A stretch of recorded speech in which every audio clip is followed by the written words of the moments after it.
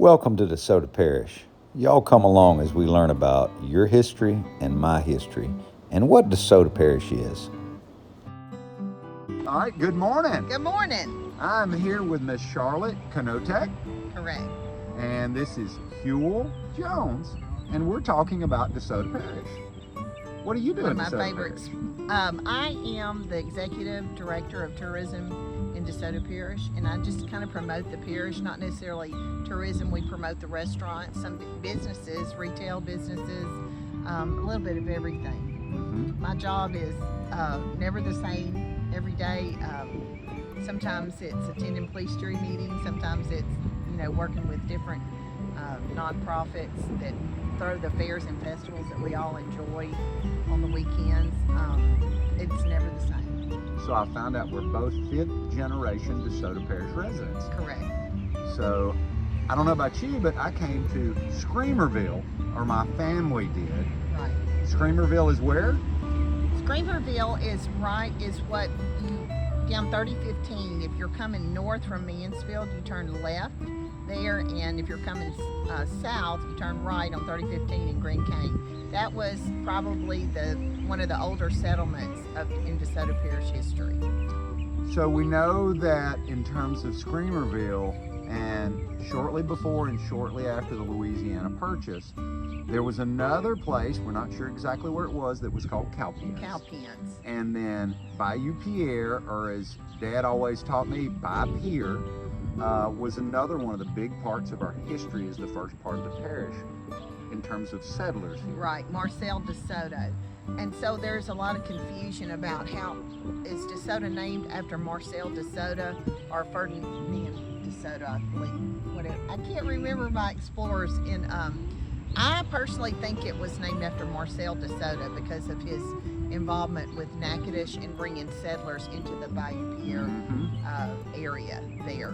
That's just, it's kind of like who wrote Hebrews. Was it Paul? We don't know, but that's my personal opinion. Oh, right. Yeah, absolutely. Well, no telling how they came up with the name Screamerville, but that is one of the main places that a lot of settlers came to as the parish was started. And once we got through the Louisiana Purchase, there was an area that was disputed, and it was between Texas and Louisiana.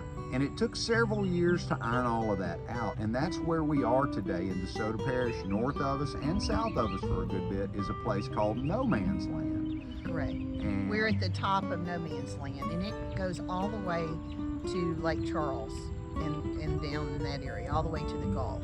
And the purpose of that was to keep the Spanish and French from fighting. So there was no government, no law, no legal system in that area, and the two armies would never, skirmish or anything. So a lot of people settled there. Some were escaping the law. Some freed slaves or enslaved peoples were trying to be free. There were a lot of Indians. The Caddo Indians were there. So it's just like a whole mixture of people, and it has a very different culture in that area due to that mixture of people. So kind of like a gumbo pot. Lots of different stuff in there. Kind of like all of Louisiana, but in a concentrated area. Sure. Yeah. You were talking about Screamerville. My theory about that is kind of like Keachai. Keachai is an Indian name for Black Panther or cat. I feel like were a lot of Black Panthers and cats in the area. It's in our history books. It's a lot of, early on, like documentation of that, just like the Stanley Panthers. So I just wonder if Screamerville is a nod to the numerous panthers that live in the area. Cats, yeah. Right, the large cats in the woods. Oh my! Because you have to think about the woods, and I know this is close and dear to your heart, being a lumber guy. All the virgin timber, and not during my time, but like from the 1900s to the 1930s, all the virgin timber that was here, especially Logansport, that put Logansport on the map with the river there. And my great-grandfather was actually a tool maker, a farmer, but he sold tools on the river to people who were in the lumber trade. And so there was a lot of lumber in the early turn of the century. So, well, when you go back to that, farming and timber, especially as we started to build, and that is a huge part of the parish. It was then, and it still is today with IP and with some of the sawmills that still operate. We operate a little hobby sawmill, but as I dug back in our history, there's family up close to Screamerville, very close to where it was, west of Grand Cane, that operated a sawmill for them. I had uncles that operated sawmills. The Blunts. The Blunts operated sawmills. So they actually have a sawmill today, kind of like the mill that I have, to be able to utilize the timber that they have to cut and use.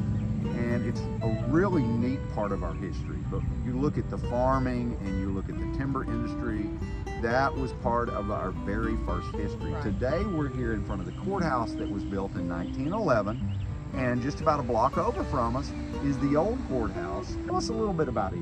So the old courthouse is probably one of my favorite structures in DeSoto Parish. It was built in 1843. The parish was incorporated and started there. So we are going to have a time capsule unearthed that Mr. Raymond Powell buried in 1976, so 50 years ago. And so we hope to have a little ceremony. It's on a Tuesday, and we also hope to bury something again for future generations, so that to be opened in the next 50 years. So 2076. That's going to be awesome. Tell me again when that date was. We're going to open up June 23rd. June 23rd. All right. We will definitely try to be there and follow along. When you talked about opening the time capsule, it made me think when my grandmother Leah was still alive, she had Alzheimer's, and she was in the later stages of the Alzheimer's. And my Aunt Mary and Aunt Martha and Uncle David and my dad Don buried a time capsule when they were kids in the yard. So we were laying a new sidewalk, and we decided to dig that time capsule up. Like I said, I was in my 20s, so they started digging, and the time capsule was not where they thought it was.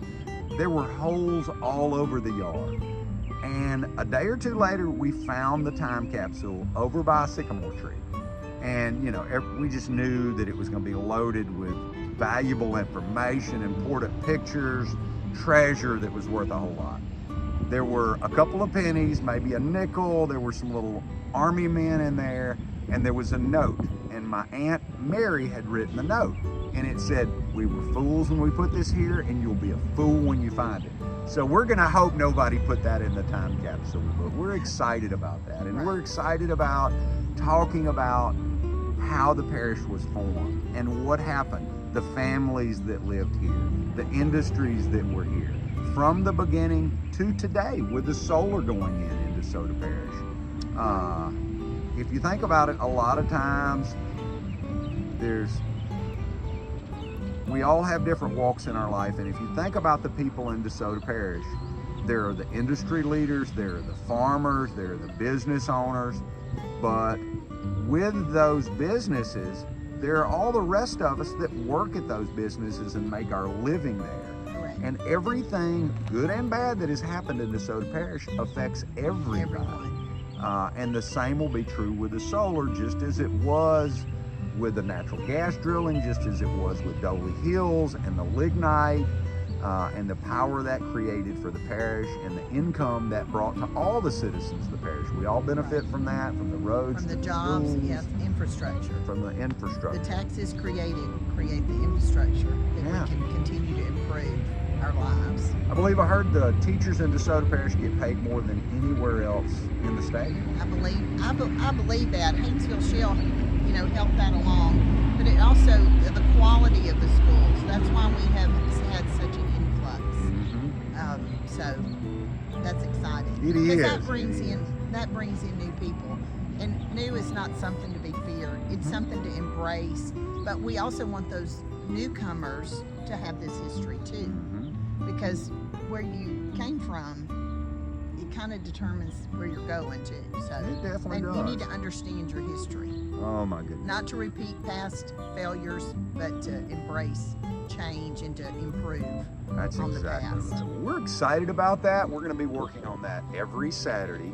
So y'all please follow along as we dig into our history and see where we come from and plan where we're going. I hope everybody has a great day. Miss Charlotte, thank you so much for joining me today. Thank you for starting this. Yes, ma'am, and thank you for all the information you've given me that I didn't know, and I think exciting both of us into digging in a little bit deeper into our history. Right, I'm gonna have to start doing a little homework.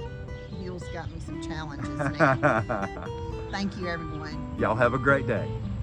Bye from DeSoto Parish. Bye-bye.